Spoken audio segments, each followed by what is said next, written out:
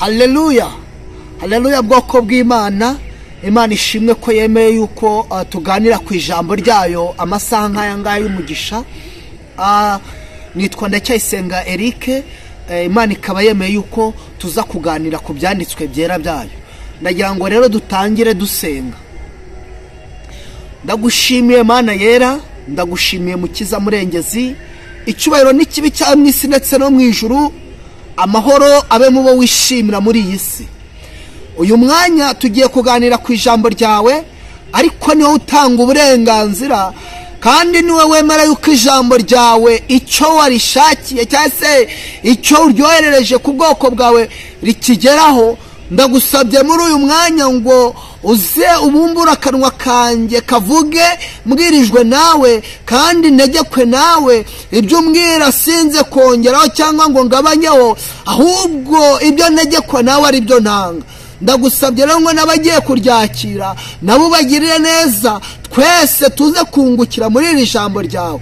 Ngaho umugisha wawe Uwiteka nukomeze kuba kuri twe, ubwiza bwawe bukayangane kuri twe, utugirire neza, ibibi twakoze bitubabarire, uze kubana natwe dushyigikira ujya neza bugacya bukira. Amen. Imana ishimwe cyane kandi Imana ibaho umugisha bwoko bw'Imana. Uyu mwanya tugiye kuganira ku ijambo rifite intego ivuga ngo twongere tube maso dutegereze umukiza. Haleluya. Hari abantu bashobora kuba baramaze gusinzira, abandi baramaze kwiha akaruhuko, ariko tugaruye ijambo rifite intego ivuga ngo twongere tube maso dutegereze umukiza wacu. Reka twifashishe ijambo ry'Imana turasanga mu butumwa bwiza uko bwanditswe na Luka ibice 12 duhere ku murongo wa 35.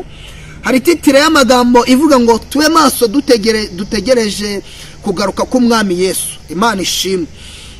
Ku murongo wa 35, muhore mukenyeye kandi amatabaza yanyu yake, mumere nk'abantu bategereza shebuja ahagarukira ava mu bukwe, kugira ngo ubwo azaza nakomanga bamukingurire vuba. Hahirwa abagaragu shebuja azaza agasanga bari maso. Ndababwira ukuri yuko azakenyera akabicaza akabahereza. Naza mu gicuku cyangwa mu nkoko agasanga bameze batyo, bazaba bahirwa. Kandi mumenye ibi yuko nyirinzi yaba yamenyaga igihe umujura azazira, yabaye maso ntiyakunze ko inzu icukurwa. Namwe muhore mwiteguye, kuko umwana w'umuntu azaza mu gihe mudatekereza. Imana ibaho umugisha. Haleluya. Amen. Turasoma irindi jambo turasanga muri Petero wa mbere, cyase urwandiko rwa mbere rwa Petero ibice 2, duhere ku murongo waho wa mbere. Turasoma wa mbere, dusome wa 3 ndetse n'uwa 4. Aranditse ngo nuko mwiyamburirwa mwe ryose n'uburiganya bwose n'uburyarya n'ishyari no gusebanya kose. Imana ishimwe. Ku murongo wa 3, niba mwarasogongeye mukamenya yuko umwami wacu agira neza, nimumwegere, niwe buye rizima ryanzwe n'abantu, ariko ku Mana ryaratoranijwe, ribi ry'igiciro cyinshi. Imana ibagirire neza. Haleluya. Amen. Ngo dukomeze kuba maso, twongere kuba maso dutegereze umukiza wacu Yesu Kristo. Ubwoko bw'Imana, Yesu niwe wari urimo avuga aya magambo, niwe wari urimo abwira abigishwa be, ababwirira ijambo, ababwira ati ndababwira ukuri yuko iyaba nyirinzu yamenyaga igihe umujura ari buzire, yakabaye maso nakunde yuko inzu ye icukurwa. Imana ishimwe. Hari abantu muri iki gihe bamaze guparika, hari abantu bumva yuko bageze mu kiruhuko, hari abantu batakiri maso, ariko ijambo ry'Imana Petero aranditse ngo niba warasogongeye ukamenya yuko umwami wacu agira neza. Imana ishimwe cyane. Haleluya. Amen. Ntabwo rero niba twarasogongeye dukwiriye gucika intege ku bw'ibibiye, nta nubwo dukwiriye kuva mu by'umwami wacu, ahubwo dukwiriye kugira iki? ibyiringiro, dukwiriye kongera kuba maso tugategereza umwami wacu kugeza igihe azaza. Yesu umukiza wacu yabwiye abigishwa barababwira ati abantu shebuja azasanga biteguye, abo ngabo ngo azakenyera kandi azabahereza. Ntabwo azareka kubagirira neza, nta nubwo azareka kubambika imbaraga. Imana itugire neza. Abo ngabo ntabwo azabura kubaha ibihembo byabo. Imana ishimwe cyane. Bwoko bw'Imana, ibi bihe turimo bikomeye, ibi bihe turimo bisaba imbaraga, dukwiriye gukiranukira umukiza, dukwiriye kongera kuba maso. Yemwe barokore, twongere kwibuka gusenga. Twajyaga tuba maso tukajya mu biterane tugasenga, tukajya mu nsengero tugasenga, dore zimwe zamaze gufungwa. Ariko bwoko bw'Imana, uri mu rugo wasenga ukaba maso. Mu magambo turimo tuvuga muri iyi minsi tukaba maso, abantu benshi bamaze guhinduka.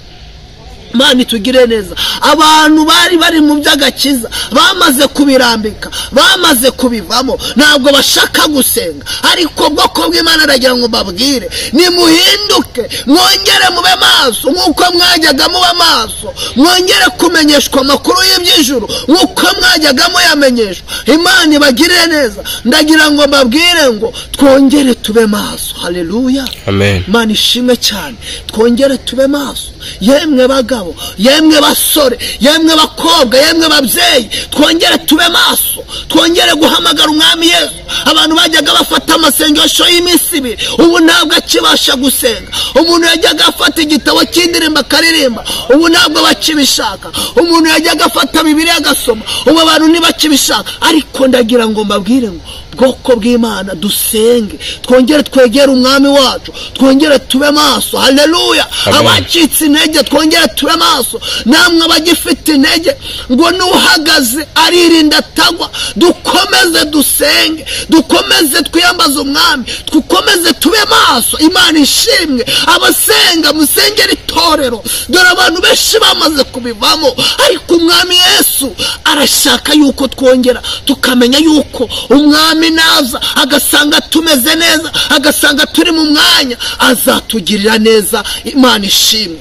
Abantu rero bari kwitegura, abantu bakomeje guhanga amaso umwami, abo ngabo nibo bashushanya aba bagaragu shebuja azaza avuye mu bukwe, haba mu gicuku cyangwa mu nkoko, agasanga bameze neza biteguye. Abo ngabo ngo azabagirira neza, ngo ntabwo azabura gukenyera akabahereza. Imana ishimwe. Bwoko bw'Imana, twongere guha agaciro ijambo ry'umwami wacu.